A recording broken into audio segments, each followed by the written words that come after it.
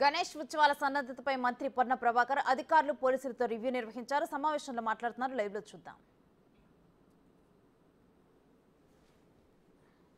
శాంతి భద్రతలు కాపాడేటువంటి మన కార్యక్రమం నిర్వహించడానికి అవసరమే revenue, metro water works, GHMC, హెచ్ఎండిఏకి మీరు సమాచారం ఇస్తూ ఉన్నారు, ఒక అప్లికేషన్ పెట్టుకుంటా ఉన్నారు, అంతే. దాన్ని వేరేగా భావించేదని కోరుతాం.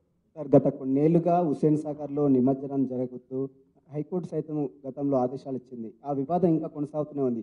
ఈసారి హుస్సేన్ సాగర్లో నిమజ్జనం ఉంటుందా, ఎట్లా ఉండబోతుంది? నియమ నిబంధనలను కోర్టును ఎవరు ధిక్కరించే పరిస్థితి లేదు. కానీ ప్రస్తుత పరిస్థితుల్లో మీరు చూస్తూ ఉన్నారు, మేము మంటప నిర్వాహకులు అప్లికేషన్ అడిగితేనే అట్లా మాట్లాడుతున్నటువంటి పరిస్థితి చెప్తా ఉన్నారు. సో వాళ్ళందరికీ ప్రభుత్వం తరఫున విజ్ఞప్తి చేస్తాను, కోర్టు సూచనలు పర్యావరణాన్ని దృష్టిలో పెట్టుకొని దాన్ని కూడా పరిగణలోకి తీసుకోవాలి. వాళ్ళంతా ప్రభుత్వం ఏదో ఉద్దేశపూర్వకంగా మిమ్మల్ని హైట్ ఇంత పెట్టండి, మట్టి విగ్రహాలనే చేయండి, పర్యావరణాన్ని కాపాడండి అని మనం చెప్తే కంటే ఎక్కువ కూడా కోర్టు కూడా సూచిస్తూ ఉంది. దయచేసి వీటన్నిటినీ విగ్రహాలు పెట్టే మండప నిర్వాహకులు పరిగణలోకి తీసుకోవాలని మీ ద్వారా కోరుతాం. ప్రభుత్వం తరఫున ఎన్ని మట్టి విగ్రహాలు? సార్, ఇప్పుడు స్థానికంగా అనేక స్వచ్ఛంద సంస్థలు ప్రభుత్వం తరఫున, ఈవెన్ ఆ మ్యానుఫ్యాక్చర్ కుమ్మరి సంఘం వాళ్ళు అన్నారు మన బోనాలప్పుడు కుండలమాయ వాడమని, ఇట్లా అందరూ కూడా ప్రతి సంఘం ఎంతమంది వాలంటరీ ఆర్గనైజేషన్, పర్యావరణాన్ని ప్రేమించే, పర్యావరణాన్ని కాపాడే ప్రతి ఆర్గనైజేషన్ మట్టి విగ్రహాల కార్యక్రమాన్ని తీసుకోవాలని, ఇది అందరి భాగస్వామ్యంతో జరగాలి. కాబట్టి అందరు కూడా ఓపెన్ ఇన్విటేషన్, వాళ్ళందరూ కూడా ఇందులో ఇన్వాల్వ్ కమ్మని కోరుతాం.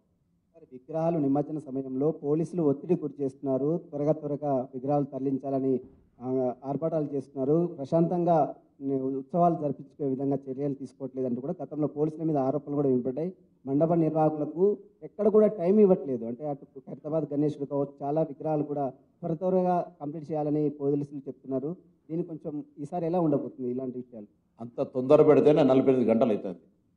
తొందర పెట్టకపోతే మరి 72 గంటలు అయితే ఇంకా 4 రోజులు అయితే మళ్ళీ మీరే చెప్తారు ట్రాఫిక్ ఇన్కన్వీనియన్స్ అయింది, ఇన్ని రోజులు విగ్రహాల నిర్మాణం జరుగుతుందా, పోలీసు ఏం చేస్తుందని అంటారు.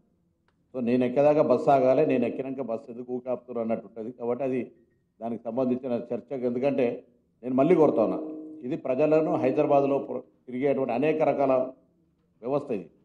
మనం వాళ్ళందరికీ సౌకర్యం, మన ఉత్సవం పేరు మీద ఇతరులకు ఆటంకం కలగద్దు. కాబట్టి పోలీసులు డెఫినెట్లీ తొందర పెడతారు, తొందర తీసుకురావాలంటున్నాం.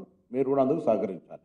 ఇది ఎవరి కోసమో ఎవరినో ఇబ్బంది పెట్టడానికి తీసుకుంటున్న నిర్ణయం కాదు. ఇది ప్రజలకు సౌకర్యం కలగాలి, అసౌకర్యం కలగకుండా ఉండాలనేటువంటి ఆలోచనతో తప్ప. ఇప్పుడు 48 గంటలు అవుతుంది ఇంత చేస్తే కూడా. అట్లా చేయొద్దంటే చెప్పండి, మీరేం ఇబ్బంది లేదంటే ఆరామ్సే వాళ్ళు ఉన్న టైంకి రాణిస్తాం, మాకేం ఇబ్బంది లేదు. రైట్, అందరూ సహకరించండి. హైదరాబాద్కు సంబంధించిన ప్రజలు, హైదరాబాద్ సంబంధించిన ప్రత్యేకంగా జిల్లాల నుంచి కూడా వస్తారు ఈ ఉత్సవాన్ని చూడడానికి. పెద్ద ఉత్సవాలు ఇవన్నీ, అందరూ కూడా భాగస్వాములు కావాలి. నిర్వాహకులు, మీడియా, అందరూ డిపార్ట్మెంట్స్ అన్నీ కూడా చేస్తానే, మీరు కూడా సహకరించమని కోరుతున్నాను.